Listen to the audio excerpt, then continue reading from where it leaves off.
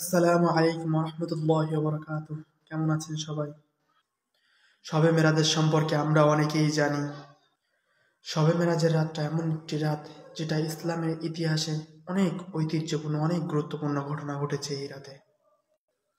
এই সম্পর্কে অনেক হাদিস আছে, অনেক বড় আলোচনা। তার মধ্যে একটা হচ্ছে আল্লাহ পাক রব্বুল আলামিন কোরআন শরীফের 15 পারায় সূরা বনী ইসরাঈলে বলেছেন, সুবহানাল্লাযী আসরা বিআবদিহি লাইলাম মিনাল মাসজিদিল হারাম ইলাল মাসজিদিল্লাযী বারাকনা হাওলাহু ইলাল মাসজিদিল আকসাল্লাযী বারাকনা হাওলাহু লিনুরিয়াহু মিন আয়াতিনা। এই আয়াতে রাতে বা দিনে অনেক ঘটনা আছে। নবী সাল্লাল্লাহু আলাইহি ওয়াসাল্লাম মিরাজে গিয়েছিলেন।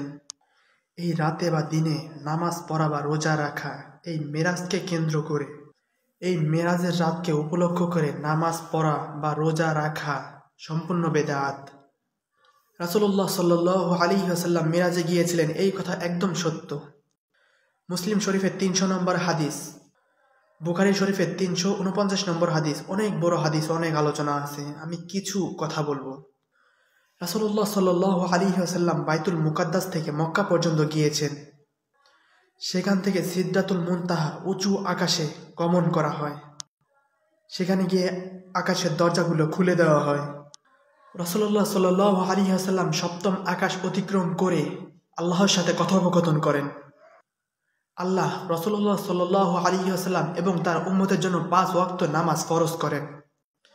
আল্লাহ পাক নবীজি হযরত মুহাম্মদ সাল্লাল্লাহু আলাইহি ওয়াসাল্লামকে মিরাজের রাতে জান্নাত জাহান্নাম সহ অনেক ভয়ঙ্কর আযাব সম্পর্কে দেখিয়েছিলেন। তার মধ্যে একটা হচ্ছে গীবত।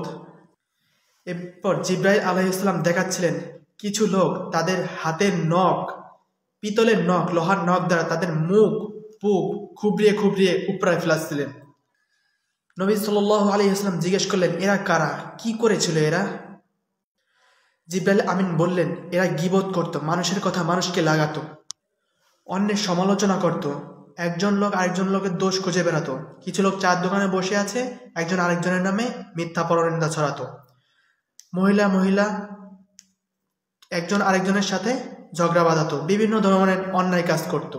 আমার মতো বন্ধু, ছাত্র ভাই একজন আরেকজনের সমালোচনা করত। এরা এসব খারাপ কাজে লিপ্ত থাকতো। জিবরাইল আমিন বলেছিলেন, এইটা হচ্ছে ওই সমস্ত লোকের শাস্তি। আবার জিবরাইল আমিন দেখাচ্ছিলেন কিছু লোক রক্তের নদীতে হাবুডুবু খাচ্ছে, তাদেরকে পাথর নিক্ষেপ করা হচ্ছে। নবী সাল্লাল্লাহু আলাইহি ওয়াসাল্লাম জিজ্ঞেস করেছিলেন, এরা কি করেছিল? জিবরাইল আমিন বললেন, এরা দুনিয়াতে সুদের কারবারের সাথে লিপ্ত থাকতো, নিজে ভালো থাকার জন্য অনেক খারাপ কাজ করত। এরপর নবী করিম সাল্লাল্লাহু আলাইহি ওয়াসাল্লাম আরেকটা দৃশ্য দেখলেন, কিছু মানুষ তাদের জিহ্বাকে জাহান্নামের কেচি দিয়ে কাটা হচ্ছে। নবী সাল্লাল্লাহু আলাইহি ওয়াসাল্লাম জিজ্ঞেস করেছিলেন, এরা কি করেছে, এদের এমন দুরবস্থা কেন?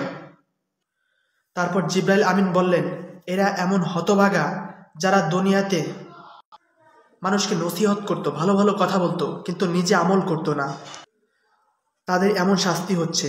নবী করিম সাল্লাল্লাহু আলাইহি ওয়াসাল্লাম বুঝতে পারলেন তার উম্মতের মধ্যে এমন একটা দল থাকবে, নবী সাল্লাল্লাহু আলাইহি ওয়াসাল্লামের উম্মতের মধ্যে, মানব জাতির মধ্যে এমন কিছু মানুষ থাকবে যারা অন্যায়ের প্রতিবাদ করবে, ভালো কাজ করতে সহযোগিতা করবে, কিন্তু খারাপ কাজে বাধা প্রদান করবে, কিন্তু না, নিজেরা আমল করবে না, তাদের এমন শাস্তি হবে।